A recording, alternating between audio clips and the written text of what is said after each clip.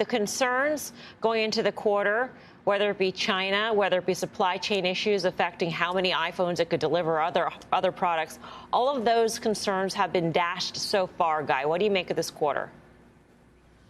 Unfounded, as they say. And that's a remarkable quarter. If you look at Greater China, it was up 21% year over year in terms of revenue. I mean, it was great. Operating margins better. Macs are still killing us. Say what you want. It's still a bit of a hardware company. So here's what I'll say. I'm wrong all the time, as you've come to learn over the last north of a decade. But this one I think we got right in terms of levels. You know, we've been saying for a while that Apple should trade back to the prior all-time high made in September of last year of about 157. And if you go back a week or so ago, that's exactly what we did. So I think, one, you absolutely now have something to trade against on the downside, as we pointed out. And two, I think you're going to see sort of a run back to that prior all-time high. I will say this.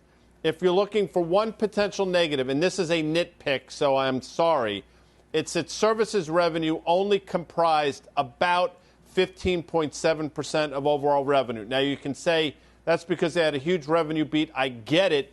But I think if you're looking for something to be negative about, that's trending in the wrong direction. Is that a concern of yours, Karen? And what are you looking for on this conference call? We've seen time and time again, and I'm not saying this time it's going to be the same. Apple goes higher on the back of results. Something said in the conference call, it reverses those gains. Right. I think, they want to err to be conservative. But there was, as Guy said, a lot to really like about this quarter. I mean, so many things could have gone wrong that didn't go wrong. And the size of the beat, I thought, was pretty impressive. The margin's impressive. So the question now becomes, what is the right PE multiple? And then you get back to Guy's question, what is the mix of hardware and software? And is 20, 7, 8, wherever it is that the right multiple in this environment?